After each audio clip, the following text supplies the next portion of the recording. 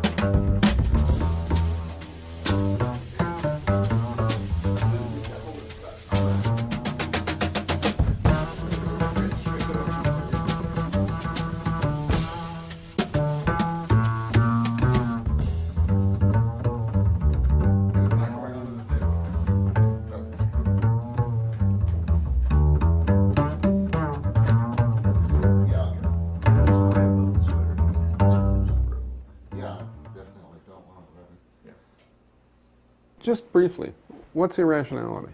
And then conversely, what's rationality? Well, perfect example of extreme irrationality is what we've just been talking about, what Orwell called doublethink. The ability to have two contradictory ideas in your mind at the same time and to believe both of them. That's the peak of irrationality. And that virtually defines the elite intellectual community. Successful intellectual, right? Yeah, okay, so that's irrationality. Now let's take concrete examples of fundamentalist irrationality. So I'll give you a real example. Actually, it's an example I knew about 5 years ago, but I didn't publish it because it sounded so crazy. It couldn't be true. It turns out to be true. It's now verified.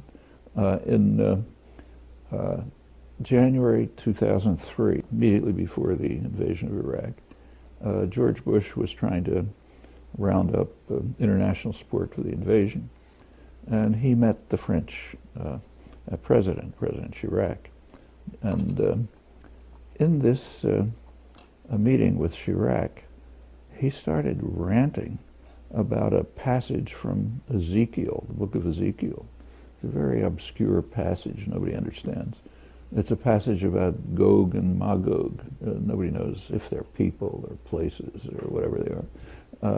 But Gog and Magog are supposed to come from the north and attack Israel. And then we get off into ultra-fanatic Christian evangelical madness. There's a whole big story about how Gog and Magog come down, attack Israel. There's a battle in Armageddon. Everybody gets slaughtered. And the souls who are saved rise to heaven. Okay, some kind of story like that. Reagan apparently believed it. When his handlers didn't control him enough and he was kind of off by himself, he'd start raving about this stuff. And for him, Gog and Magog were Russia. For Bush, Gog and Magog were Iraq. So he told this to Chirac, and Chirac had no clue what he was talking about. So he approached the French Foreign Office, the Élysée, and said, do you know what this madman is raving about? And they didn't know either. So they approached a Belgian, pretty well-known Belgian theologian who wrote a sort of a disquisition on this passage and the way it's interpreted and what it might mean and so on. Okay, how do I know? Well, I know because that Belgian theologian and his friends sent me a copy of it with the background of the story. I never published it because this just sounded too off the wall. Finally, I was talking to an Australian academic researcher, and I mentioned it to him. He decided to look into it. It turns out to be correct. In fact, the story appears in the biographies of Chirac and in other evidence. So yeah, that actually happened. So here's the world in the hands of a raving lunatic who, is talking about Gog and Magog and Armageddon and the souls rising to heaven, and the world survived. Well, okay, that's That's not a small thing in the United States. I don't know the percentages, but it's maybe 25, 30% of the population. Yeah, that's pretty serious irrationality. All right, what about religion? What do you think religion is? Well, for one thing, it's virtually, depending what you mean by religion. I mean, if you mean the Abrahamic religions, you know. We're on weak ground here because, of course, I'm religiously illiterate. But okay, Judaism, Christianity, and Islam. Well, no, I mean, I guess, yeah, and the other such religions of that type. What are those? Well, Buddhism is different. Yeah. Spiritual beliefs among Native Americans was different. No, I mean, there's all kind of religions. The distinction that we're talking about there. We're talking about the Abrahamic religion. No, Catholicism, okay, that's, Protestantism, yeah, that's the Hindu, I guess. No, the Hindus are different. I mean, it's quite different. Buddhism is quite different. I mean, if you really look at these systems of belief, they differ a lot. In fact, no, but what I'm asking is, what is religion per se? Not what are the beliefs of a particular religion? Belief that there's something in the world which is beyond my grasp, which is determining the way things happen, and it's going to, you know, it'll be a consolation for me. Maybe, you know, if my child is dying, I'll see him again in heaven somewhere. I mean, these kinds of beliefs, and that there's a sort of a spiritual force somewhere beyond my grasp. And that explains why things are happening. And that's probably ubiquitous. And it's perfectly understandable. Yeah. I mean, you know, weird things are happening. Like the sun is going around the earth. You can see it. I mean, it doesn't have to be happening, but you see it. Well, something must be making it happen.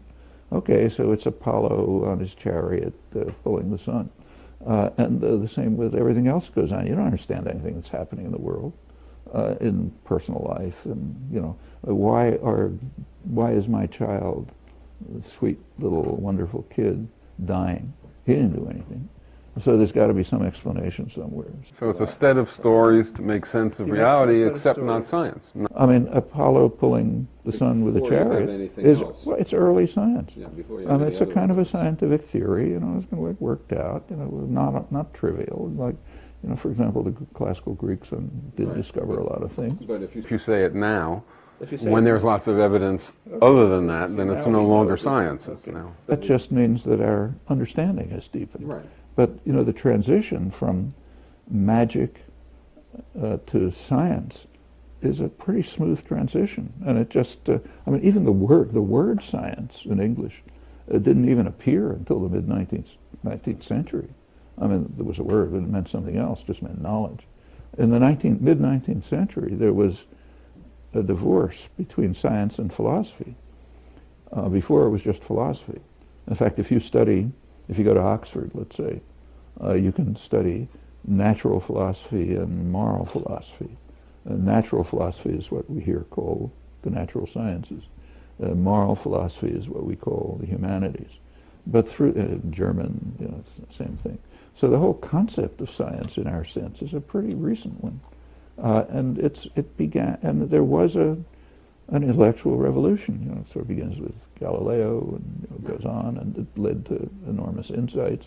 And after a while, science just kind of took off and became a special domain. In the early 19th century, it was, take say Kant. He couldn't have told you whether he was a philosopher or a scientist. You know, he taught astronomy. I mean, he taught moral philosophy. And, yeah, an intelligent, educated gentleman did all those things. Well, by the mid-19th century, it's becoming very hard to do all those things.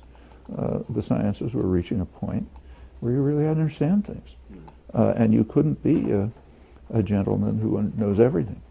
So, okay, things got professionalized, and we get, you know, what we call science, separate domain. But recall how recent this is. Prior to that, people were trying to figure things out. And we might now call what they're trying to figure out magic, but these are pretty smart people. Take, say, Isaac Newton. He's not a fool, exactly. I mean, he's now kind of, people laugh about the fact that he spent most of his life working on chemistry and church fathers. That was alchemy and church fathers. That was perfectly reasonable. I mean, in terms of what are called corpuscularian theories that everybody accepted. You know, the world is made up of little building blocks like bricks. And shift a few. Yeah, shift a few and you get gold from lead. That makes perfect sense.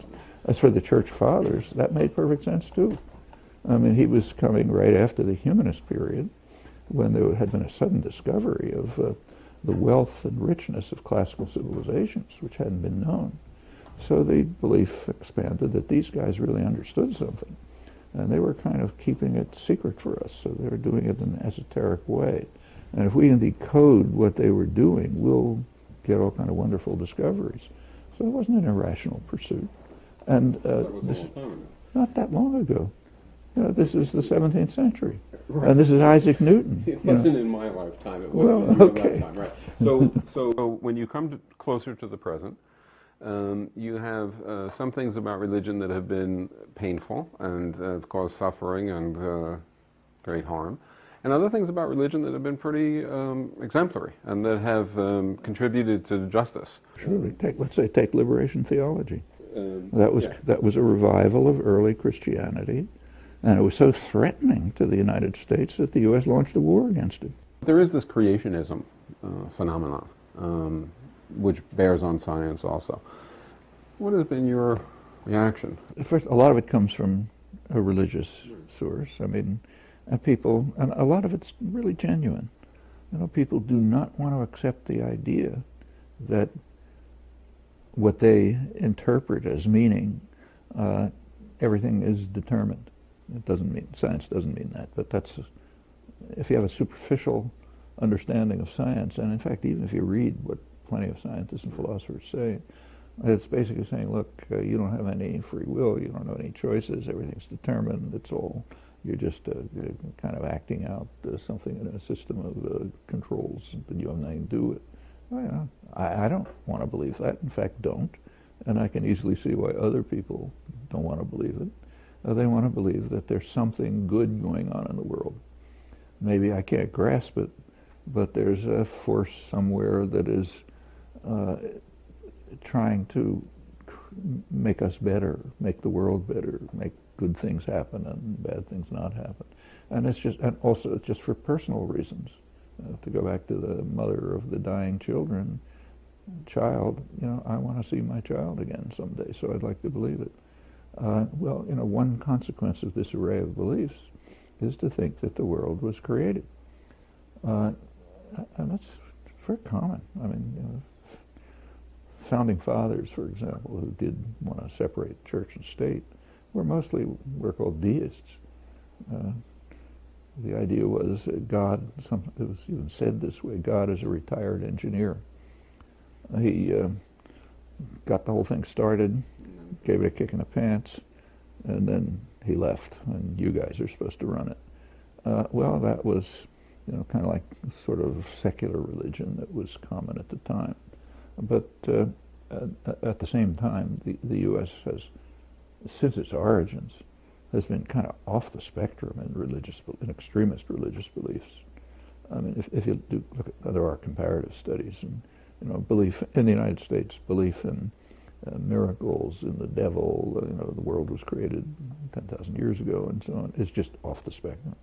You don't find that, to some extent you find it in other industrial societies, like in England you find it, but the United States is literally off the graph. And this goes back to its origins.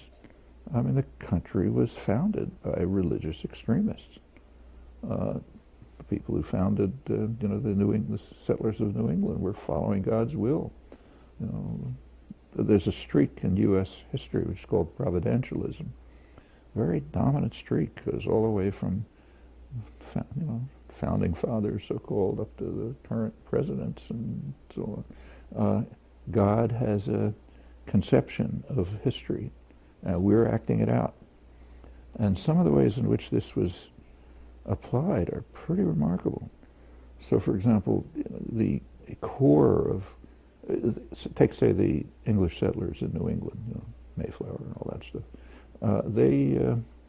The first charter of the Massachusetts Bay Colony, given by the King Charles, was, I think, 1628. And the goal of the Massachusetts colony was to bring the benefits of civilization, including the Christian religion, to the Indians who were pleading for it. We're doing them a favor In fact, if you look at the Great Seal of the Massachusetts Bay Colony, around 1629, they had a seal. It's very revealing. It ought to be on in the wall of every classroom in the country. What it shows, it's the founding of the country. What it shows is an Indian with spears pointed down, sign of peace, and out of the Indian's mouth is a scroll, and the scroll says, "Come over and help us." So the colonists were carrying out what is now called the responsibility to protect, fancy term for imperialism that's common. So they were carrying out the responsibility to protect. They were totally selfless. They were coming over just to answer the plea of the indigenous population to come over and help us. That's the time when the famous phrase "city on a hill" was produced. 1630, John Winthrop gave a famous statement and said, "We're a city on the hill, we're not like any other country in the world. We're benevolent, selfless, coming over to answer the plea of the Indians to help us." That goes right until today. That's a leading theme of scholarship, that we're different, and journalism, of course, that we're just different from everyone else because we're a city on the hill. Shining city on the hill, as Reagan put it. It's right to this minute. And the reason comes from our answering the plea of the natives to help them. Well, in fact, they exterminated them. And that was explained, too. You take a look at, leading Supreme Court justices, commentators, others, they say, well, the ways of God are mysterious. Although we came to help the Indians and we tried, everything we did was in their interest, somehow they withered away, And that's the phrase that was used. They just kind of like the leaves in autumn, they kind of blew away.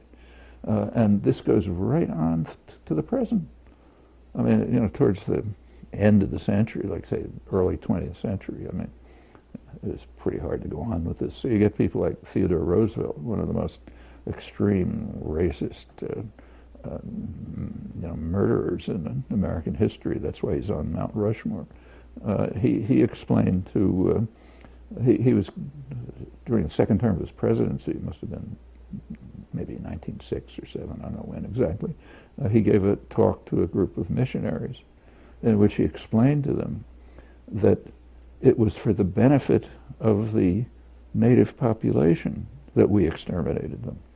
Literally, almost his words. He said because it enabled a superior race to replace them. And that was very common. You read things like that in Walt Whitman, Ralph Waldo Emerson, the great heroes. This is an extremely racist country. And they invented a mythology of Anglo-Saxonism. We're all Anglo-Saxons, like you and me. We're Anglo-Saxons.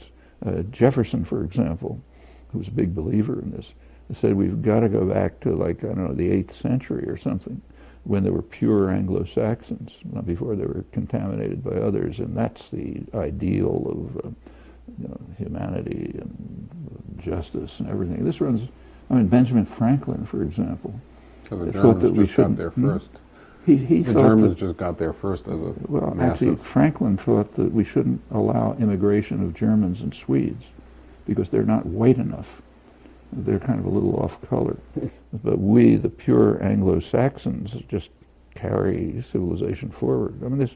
It goes, it's incredible, the history of it. I won't go through it, but Hitler looks mild in comparison. And this goes right through in fact, Hitler kind of used this as a model. It goes right through American history, goes right until today. It's part of the American exceptionalism, Wilsonian idealism,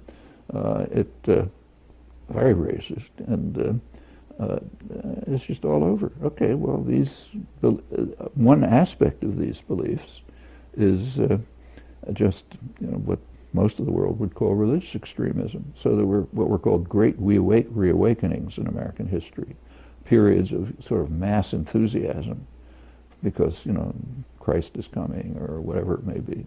And it's all over the place. It just keeps recurring. There was a big one in the 1950s. And you get, it's changed in the last 30 years in an interesting way. This has been right through American history, but it never really entered the core of the political system. I mean, there were, it influenced things. But there was a big change. I think it comes from I don't think it's ever been studied, but my impression is it comes from Jimmy Carter. Jimmy Carter was an honest, sincere, fundamentalist Christian. Probably believed everything he was saying. Kind of like an honest, simple guy. So all this business, which most of the world considers kind of like off the wall, he believed. And I think party and American elections are essentially run by the PR industry. And party managers got an idea, I think. I can't prove it, but it seems to me what happened is this. Party managers recognized that if you pretend to be, a devout Christian, you pick up like 30% of the vote. And in fact, every presidential candidate since Carter has professed to be a devout Christian. Take, say, Bill Clinton, probably is about as religious as I am. His handlers made sure that every Monday morning there was a photograph of him in the Baptist church or whatever it is, singing hymns and so on and so forth. I mean, that's a way in which you sort of pick up a segment of the population. And I don't think there's a single exception since Carter. And lose integrity, honesty, and everything else goes down the drain, of course, as a habitual obstacle but to success. It's appealing to something that's pretty deep in American culture, including, it's intertwined with racism, with Anglo-Saxon fanaticism, with come over and help us. You find it's just a big strain in the culture.